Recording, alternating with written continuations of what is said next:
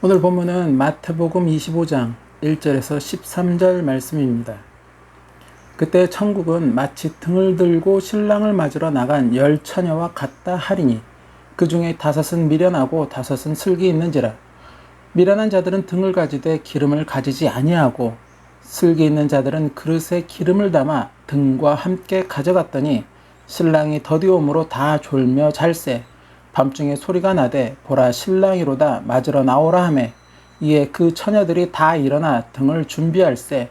미련한 자들이 슬기 있는 자들에게 이르되 우리 등불이 꺼져가니 너희 기름을 좀 나눠달라 하거늘 슬기 있는 자들이 대답하여 가로되 우리와 너희의 쓰기에 다 부족할까 하노니 차라리 파는 자들에게 가서 너희 쓸 것을 사라 하니 저희가 살아간 동안에 신랑이 오므로 예비하였던 자들은 함께 혼인잔치에 들어가고 문은 닫힌지라. 그 후에 남은 처녀들이 와서 가로되 주여 주여 우리에게 열어주소서. 대답하여 가로되 진실로 너희에게 이르노니 내가 너희를 알지 못하노라 하였느니라. 그런즉 깨어 있으라. 너희는 그 날과 그 시를 알지 못하느니라. 오늘은 예수님의 천국 비유 시리즈 10번째 시간으로 10처녀의 비유에 대하여 말씀을 나누고자 합니다. 오늘 본문을 보면 천국은 마치 등을 들고 신랑을 맞으러 나간 10처녀와 같다고 말씀하고 있습니다. 본문 비유에 등장하는 10처녀는 신랑을 맞이하는 신부처럼 보이기도 하지만 이 처녀들은 신부가 아니라는 것입니다.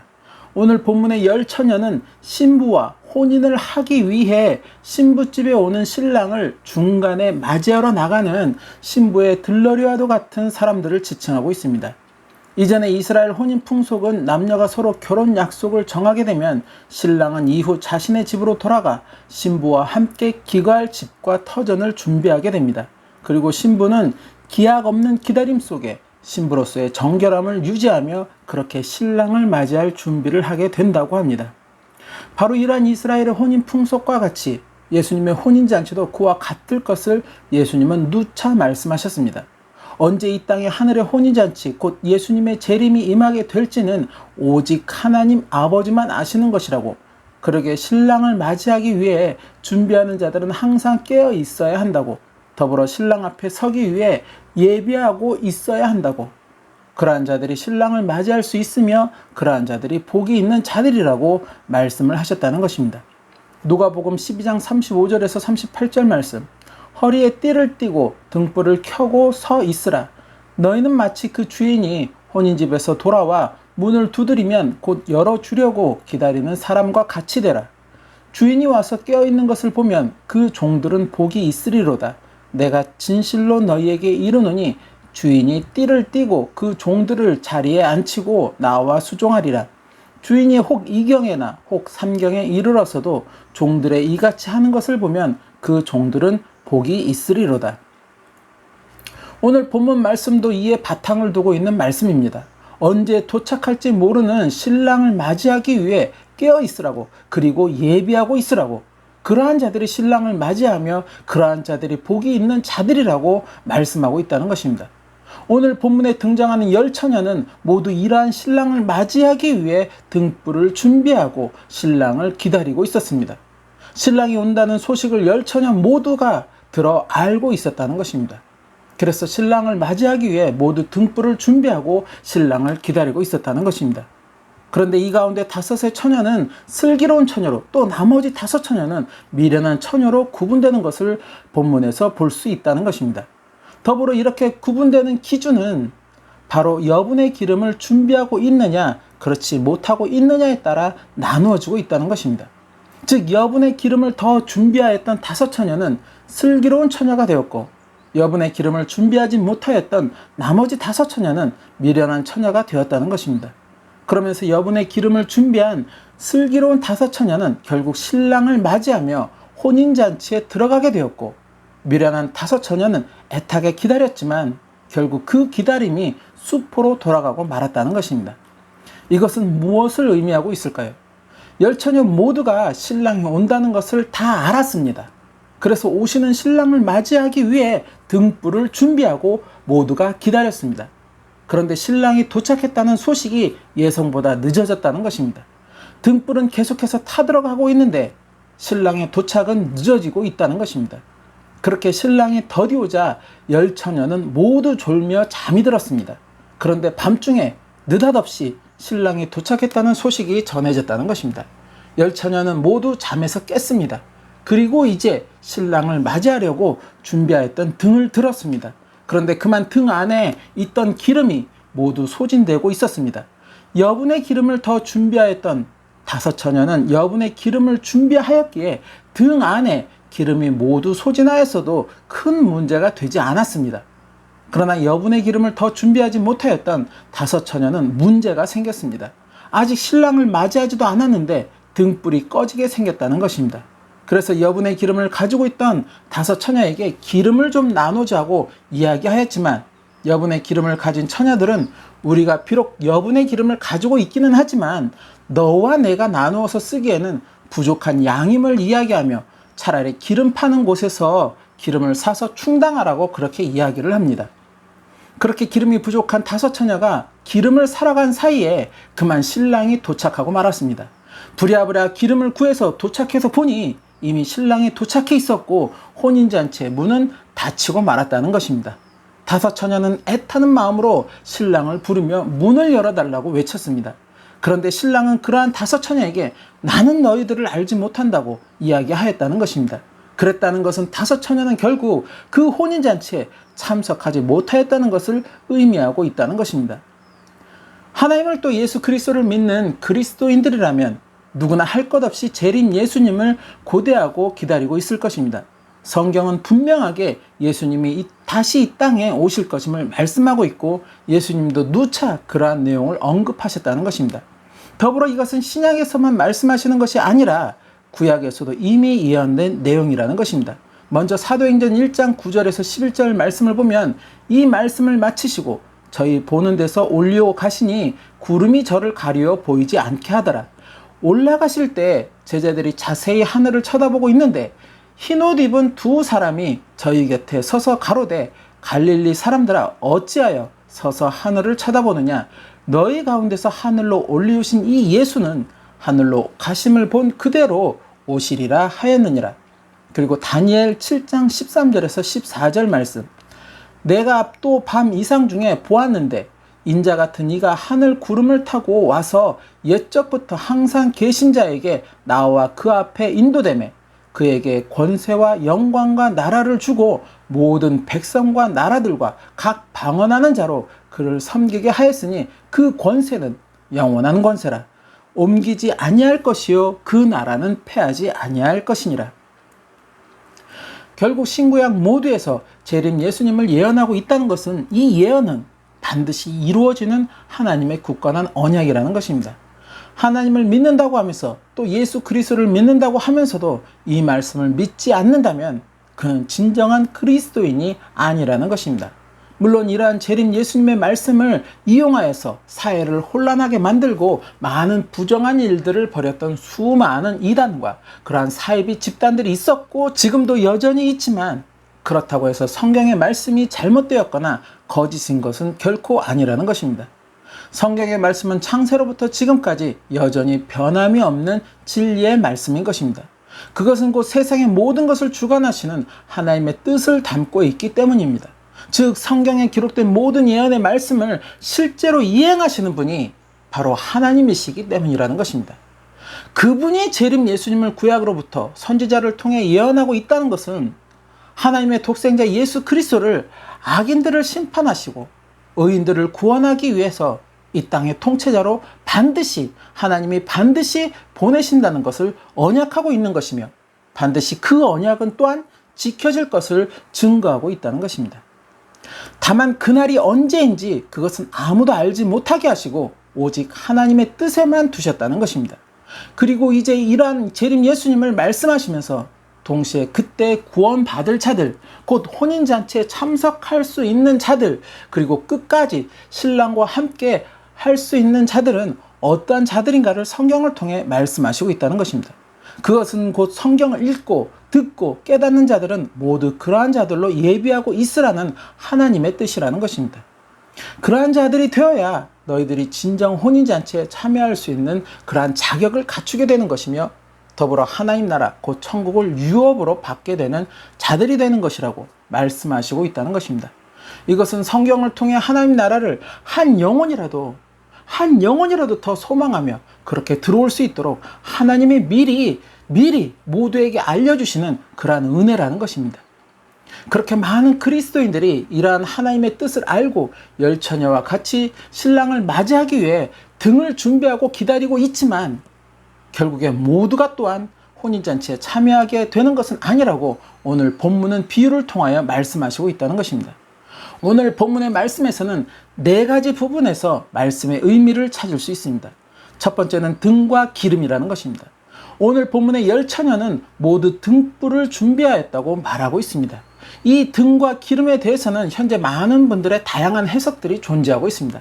제가 깨닫는 성경에서의 이 등과 기름은 영과 그 영을 밝히는 성령이라는 것입니다. 등불은 그 등불 주변을 환하게 밝히는 그러한 기능을 가지고 있습니다. 그리고 그렇게 등불이 불을 내어 환하게 밝힐 수 있기 위해서는 반드시 필요한 것이 바로 기름이라는 것입니다. 요한일서에 보면 너희가 거룩하신 자에게서 기름 부음을 받았을 때 모든 것을 안다고 말씀하고 있습니다. 또한 예수님은 보혜사 곧 성령이 임하면 그가 모든 것을 가르치시고 예수님의 말씀을 생각나게 할 것이라고 말씀하셨습니다. 먼저 요한일서 2장 20절 말씀, 너희는 거룩하신 자에게서 기름 부음을 받고 모든 것을 아느니라. 요한복음 14장 26절 말씀, 보혜사 곧 아버지께서 내 이름으로 보내실 성령 그가 너희에게 모든 것을 가르치시고 내가 너희에게 말한 모든 것을 생각나게 하시리라. 즉 내 안에 거룩한 기름 부음 곧 성령이 임하게 되었을 때 내 영은 주님의 뜻을 밝히 알게 된다는 것입니다. 즉 내 영이 성령을 통해서 그렇게 진리의 빛으로 환하게 된다는 것입니다. 그리고 이제 너희에게 성령이 임하면 권능을 받아 땅끝까지 나의 증인이 되라는 예수님의 그 말씀처럼 우리의 영이 성령을 통해서 진리의 빛으로 환하게 되었을 때 우리는 우리의 주변에 진정한 하나님의 빛을 발산하며 하나님의 증인이 될 수 있게 된다는 것입니다. 두 번째는 신랑이 더디오자 모두 졸며 잤다는 것입니다. 기름을 여분으로 준비한 처녀나 그렇지 못한 처녀나 모두가 다 그렇게 졸며 잤다는 것입니다. 예수님이 하늘로 승천하시고 그렇게 사도들에 의해 복음이 전해지는 곳곳마다 초대교회들이 세워지며 믿음의 성도들이 늘어나기 시작하였습니다. 그리고 이들은 오직 한 가지 소망을 가지고 자신의 믿음을 지켜나갔습니다. 이제 곧 예수님이 다시 이 땅에 오신다는 바로 그 소망. 이들은 자신의 시대에 예수님이 다시 오실 줄 믿었고 그 믿음을 지키기 위해서 순교도 마다하지 않았습니다.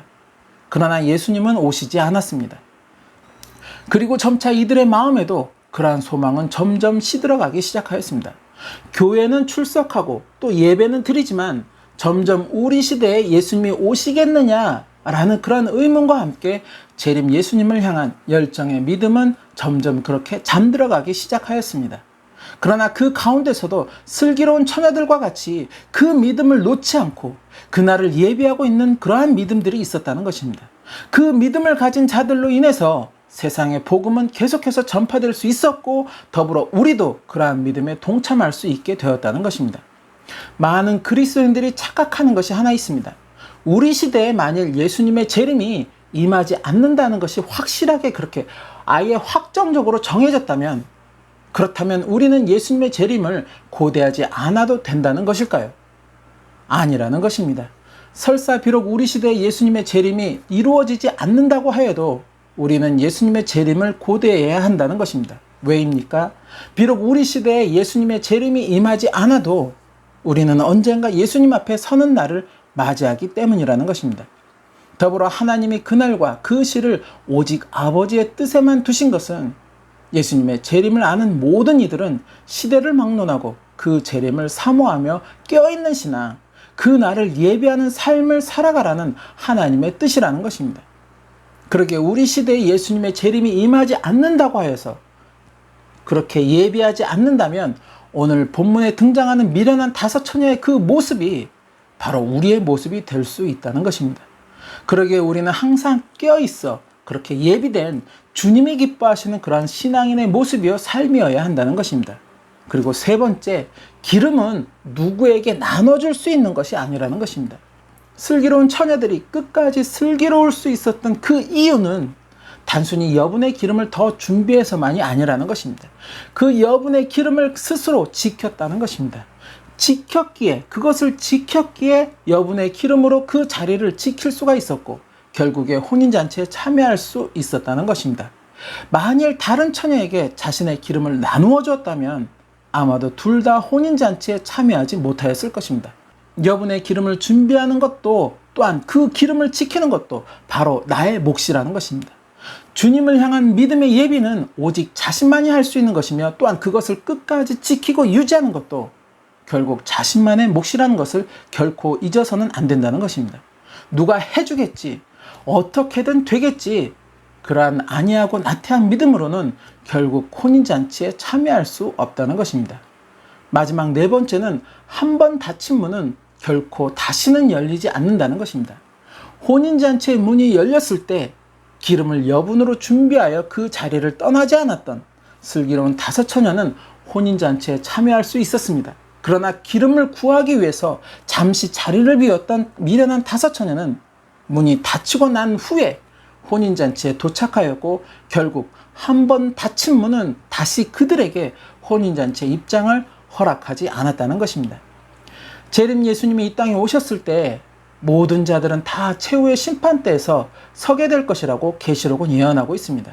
그리고 그때 생명책에 이름이 기록된 자들은 영생에, 그리고 생명책에 이름이 기록되지 못한 자들은 그들의 행위에 따른 심판의 자리에 나아가게 될 것을 또한 예언하고 있다는 것입니다.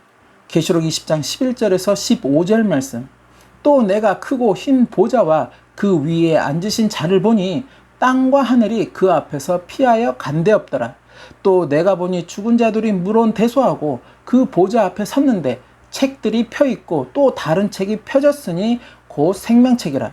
죽은 자들이 자기 행위를 따라 책들에 기록된 대로 심판을 받으니 바다가 그 가운데서 죽은 자들을 내어주고 또 사망과 음부도 그 가운데서 죽은 자들을 내어주매 각 사람이 자기의 행위대로 심판을 받고 사망과 음부도 불못에 던지우니 이것은 둘째 사망 곧 불못이라. 누구든지 생명책에 기록되지 못한 자는 불못에 던지우더라. 누가복음에 보면 부자와 거지 나사로가 죽어서 나사로는 낙원에, 부자는 음부에 떨어진 장면의 이야기가 있습니다. 음부에서 고통받는 부자는 낙원에 있는 나사로를 보면서 아브라함에게 자신을 긍휼히 여겨달라고 그렇게 애원을 합니다. 그리고 아직 세상에 있는 나의 형제들에게 이 나사로를 다시 보내어서 낙원과 음부가 이렇게 있음을 그들에게 증거해서 그 형제들이, 나의 형제들이 회개하고 나처럼 이렇게 고통받는 음부로 그들이 오지 않게 해달라고 간곡하게 요청을 하지만 아브라함은 음부와 낙원은 서로 오갈 수 있는 것도 아닌 것이며 세상에서 형제들이 회개의 기회를 선택하는 것도 결국 그들만의 몫인 것임을 이야기하였다는 것입니다. 즉, 지금 내 삶이 끝나면 이제 내 영생의 자리가 결정이 된다는 것입니다. 나의 행위에 따라서 내 이름이 생명책에 기록이 되었는가 그렇지 못하였는가에 따라서 나의 영생이 천국이냐 불못이냐가 결정되게 된다는 것입니다. 마지막 만찬에서 예수님이 가룟 유다를 향하여서 너는 차라리 이 땅에 태어나지 아니하였다면 좋을 뻔하였다고 그렇게 말씀하신 것은 그가 예수님을 파는 죄를 단순히 범해서만이 아니라는 것입니다. 예수님은 그가 예수님을 팔고 자신의 죄로 인해서 자살할 것을 아셨다는 것입니다.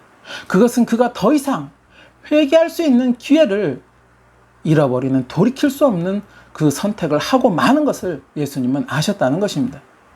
지금 나의 이 삶에 하나님을 향한, 또 하나님 나라를 향한 나의 소망과 나의 믿음을 점검하지 못하고 또한 예비하지 못한다면 그렇게 나의 이 삶이 끝났을 때, 또는 예수님이 이 땅에 재림하셨을 때 나에게 더 이상의 기회는 주어지지 않게 된다는 것입니다. 음부에 떨어진 부자처럼 아무리 고통 속에서 울며 자신의 지난 날을 회개한다고 하여도 더 이상의 기회는 주어지지 않는다는 것입니다.